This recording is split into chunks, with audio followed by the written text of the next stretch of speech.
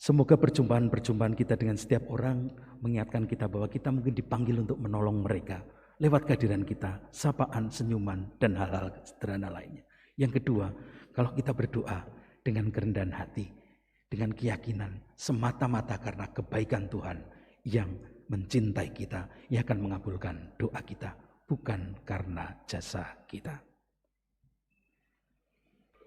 Dalam nama Bapa dan Putra dan Roh Kudus, amin. Rahmat Tuhan kita Yesus Kristus, cinta kasih Allah dan persekutuan Roh Kudus bersamamu. Dan bersama rohmu. Hari ini gereja memperingati peringatan fakultatif Notre Dame de Lourdes atau Maria dari Lourdes. Dan peringatan ini oleh Bapak Suci Yohanes Paulus II ditetapkan sebagai Hari Orang Sakit Sedunia. Maka bersama dengan seluruh umat Kristiani dan khususnya Paroki Kristus Katedral Kristus Raja ini, kita berdoa bagi mereka yang sakit agar diberi kekuatan dan kesembuhan, serta bagi semua tenaga medis, dokter, perawat, dan semua orang yang merawat orang sakit diberi kesehatan yang baik, dikuatkan dan mendapat jalan terang untuk melayani pasien dengan penuh kasih dan pengharapan. Mari kita mengawali perayaan Ekaristi ini dengan hening sejenak. Kita mohon ampun pada Tuhan atas dosa-dosa kita, supaya kita pantas merayakan peristiwa penyelamatan ini. Marilah berdoa.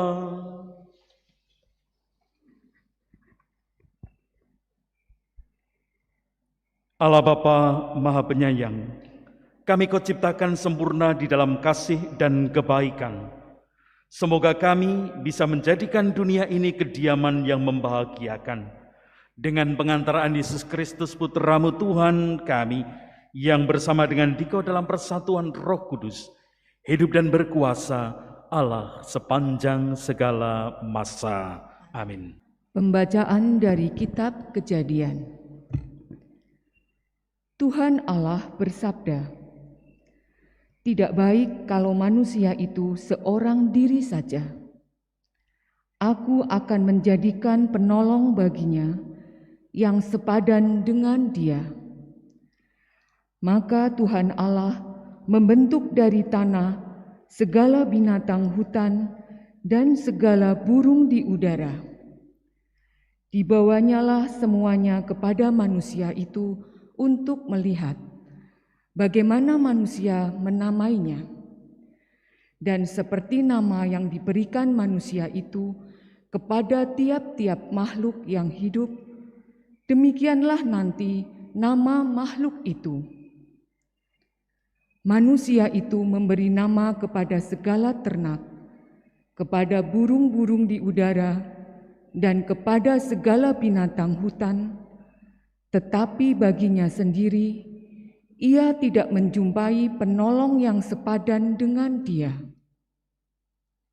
Lalu Tuhan Allah membuat manusia itu tidur nyenyak. Ketika ia tidur, Tuhan Allah mengambil salah satu rusuk daripadanya, lalu menutup tempat itu dengan daging. Dan dari rusuk yang diambil Tuhan Allah dari manusia itu, dibangunnyalah seorang perempuan, lalu dibawanya kepada manusia itu.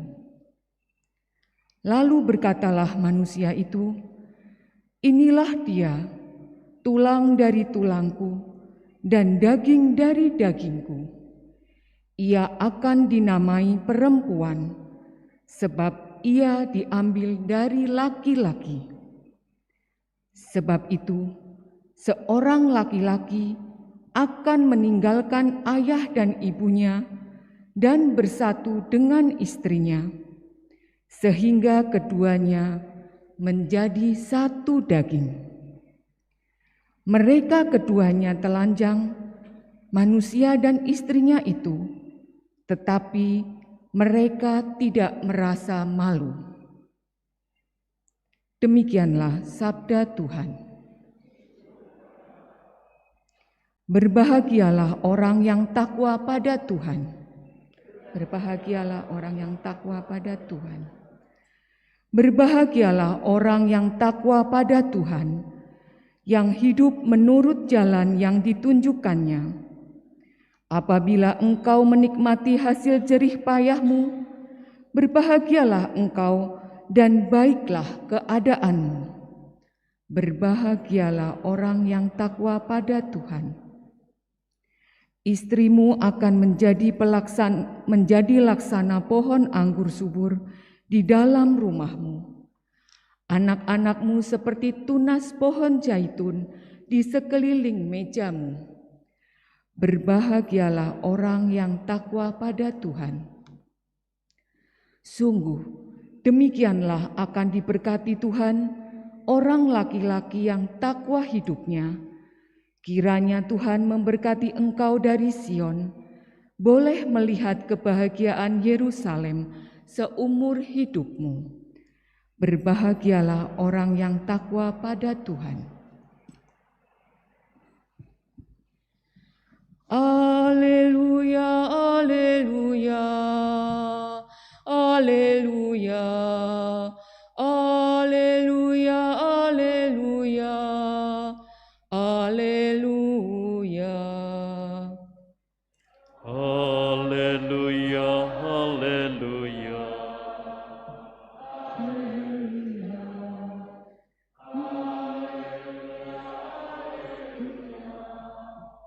Haleluya. Terimalah dengan lemah lembut sabda Allah yang tertanam dalam hatimu. Sebab sabda itu berkuasa menyelamatkan kamu.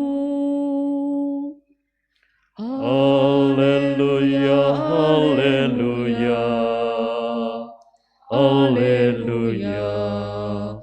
Haleluya, haleluya. Haleluya. Tuhan bersamamu. Inilah Injil Yesus Kristus menurut Markus. Muliakanlah.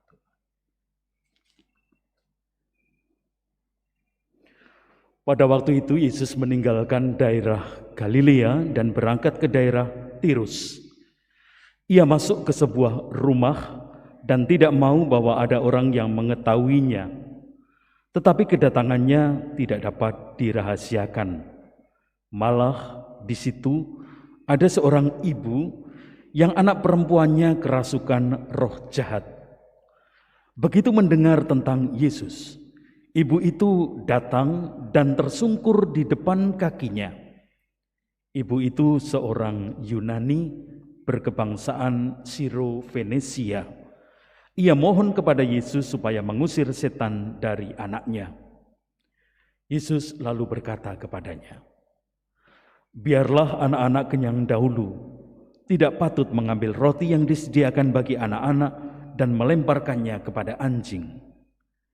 Tetapi ibu itu menjawab, "Benar Tuhan, tetapi anjing di bawah meja pun makan remah-remah yang dijatuhkan anak-anak." Lalu Yesus berkata kepada ibu itu, "Karena kata-katamu itu, pulanglah, sebab setan itu sudah keluar dari anakmu." Ibu itu pulang ke rumah dan mendapati anaknya terbaring di tempat tidur, sedang setan itu sudah keluar. Demikianlah Injil Tuhan. Terpujilah Kristus. Dua orang perempuan yang bisa menjadi inspirasi kita pagi hari ini dari bacaan yang kita dengarkan. Dalam bacaan pertama dikatakan bahwa manusia yang diciptakan Tuhan menemui berbagai macam binatang, tetapi dia tidak menemukan seorang penolong yang sepadan. Bukan sekedar seorang penolong, tapi seorang penolong yang sepadan dengan dia. Dan Tuhan Allah menciptakan manusia kedua, yang lalu diberi nama perempuan menjadi penolong bagi manusia pertama yang diciptakan Tuhan. Kita dipanggil barangkali untuk menjadi penolong bagi yang lain. Bukan sekedar penolong sebisa kita, tapi penolong yang sepadan bagi sesama kita.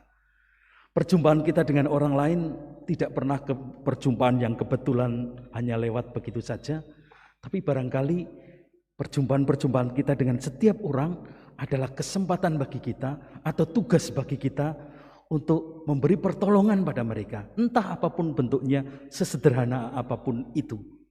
Entah sekedar senyuman kita, entah sekedar kata-kata kita, sapaan, atau apa yang bisa kita lakukan. Kehadiran kita menjadi penolong yang sepadan bagi orang yang kita jumpai. Perempuan yang kedua dalam bacaan Injil, seorang ibu dari Syro-Venesia. Dia mengajari kita tentang berdoa. Satu kalimat Yesus tadi mengatakan, "Ibu, karena kata-katamu itu pulanglah." Yesus mengabulkan permohonan perempuan ini karena kata-kata perempuan itu. Kata-katanya apa sih? Kata-katanya begini, ketika Yesus mengatakan, "Biarlah anak-anak kenyang dahulu, tidak patut mengambil roti yang disediakan bagi anak-anak dan melemparkannya kepada anjing." Lalu perempuan itu berkata begini, "Benar Tuhan, benar. Tetapi anjing di bawah meja pun makan remah-remah yang dijatuhkan anak-anak." Perempuan ini sadar betul bahwa dia tidak berhak atas kebaikan Tuhan karena dari dirinya sendiri. Kita itu tidak mempunyai hak untuk menuntut Tuhan. Karena saya sudah berbuat ini, maka mestinya Tuhan berbuat ini dong. Tidak. Kita itu tidak punya hak sedikit pun untuk menuntut Tuhan melakukan apapun yang kita minta. Itu semata-mata karena kebaikan Tuhan. Kita tidak punya hak, tapi di sisi lain kita yakin bahwa Tuhan itu baik dan Dia akan memberikan apa yang menjadi kebutuhan kita. Bukan karena hak kita, bukan karena jasa kita, bukan karena status kita. Itulah yang diajarkan atau itulah yang dilakukan oleh perempuan tadi. Benar Tuhan, saya memang tidak berhak, tapi semata-mata karena kerahiman-Mu, tolonglah saya.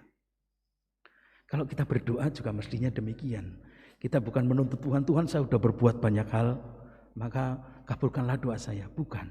Tuhan, mungkin saya tidak berhak, mungkin saya tidak punya apa-apa, mungkin saya tidak bisa berjasa apa-apa, tapi karena kerahiman-Mu, karena kebaikan-Mu, kabulkanlah permohonan saya.